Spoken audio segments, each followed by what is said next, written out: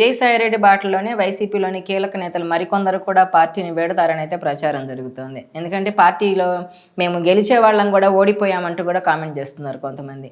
ఈ నేపథ్యంలో ఇంకెవరైనా కానీ పార్టీ నుంచి వీడి బయటకు వచ్చే అవకాశం ఉందంటారా? కొంతమంది జనసేనకలు చూస్తున్నారు. మీరు చెప్పింది కేతిరెడ్డి అతని గురించి కావచ్చు, లేకపోతే బొత్స సత్యనారాయణ గారి గురించి కావచ్చు, కొంతమంది పేర్లు వినపడతా ఉన్నాయి.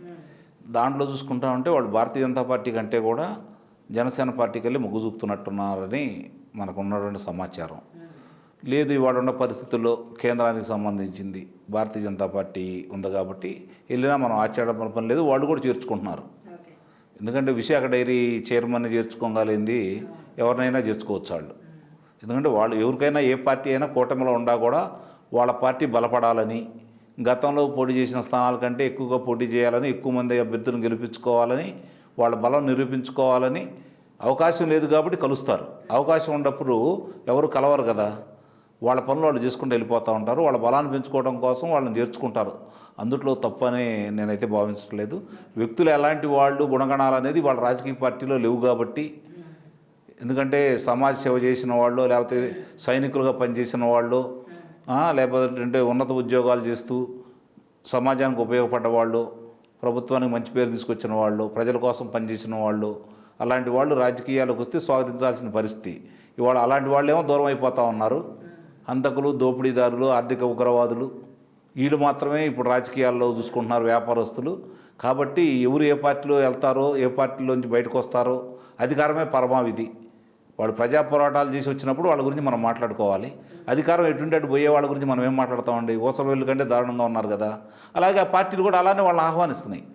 నిజంగా వాళ్ళంత సమర్థులు, వాళ్ళ అంత శక్తి సామర్థ్యాలు ఉంటే వాళ్ళే గెలిచి ఉండేవాళ్ళు కదా.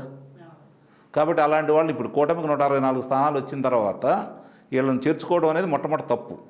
ఆ తప్పులు 3 పార్టీలు చేస్తున్నాయి, అందులో సందేహమే లేదు. ఆ పార్టీ ఈ పార్టీ అనేది ఒక పార్టీ ఎక్కువ ఒక పార్టీ తక్కువ అనే కాకుండా 3 పార్టీలు చేస్తున్నాయి. కనీసం ఒక పార్టీ అయినా దానికి దూరంగా ఉండేటైతే చూసారా, ఆ పార్టీ నిబద్ధతగా ఉంది, ప్రజల గురించి ఆలోచిస్తుంది, అవినీతి పనులు చేర్చుకోలేదు అని చెప్పి భావించవచ్చు.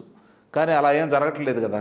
కాబట్టి ఏ పార్టీ దానికి అతీతం కాదని అయితే నేను భావిస్తున్నాను. ఓకే, ఎందుకంటే బొత్సనే ఎగ్జాంపుల్గా తీసుకోవచ్చు. ఆయన ఇటీవల రిపబ్లిక్ డే వేడుకల్లో అధికార పార్టీ నిర్వహించిన ప్రోగ్రాంలో పాల్గొన్నారని వైసీపీలోనే చర్చ జరుగుతోంది. ఆయన ఫ్రెండ్లీగా ఉంటున్నారు అధికార పక్షంతో, అందుకే ఆయన పార్టీలో ఉంటారా లేదా అని కూడా వైసీపీలోనే చర్చ జరుగుతుంది. అందుకే వేరే నాయకులు కూడా ఇట్లా విజయసాయిరెడ్డి బాటలోనే బయటకు వెళ్ళిపోతారని. శాసన మండలిలో ఆయన నాయకుడు, ఆ పార్టీకి ఆ అర్హత ఉంది కదా ఆయన పాల్గొనడానికి.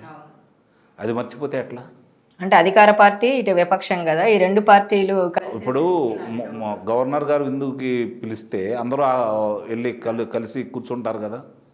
అందరూ దాంట్లో విపక్షం వస్తుంది, అధికార పక్షం వస్తుంది, అలాగే ఉప పార్టీలు కూడా వచ్చి దాంట్లో పాల్గొంటాయి కదా.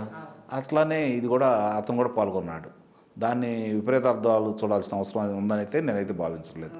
కాకపోతే అతను పార్టీ మారతాడని ఎప్పటి నుంచి వినపడతా ఉంది. ఒక రకంగా పార్టీ మారతాడన్న ఉద్దేశంతో అతని మీద పోటీ కూడా పెట్టలేదనేది వాస్తవం.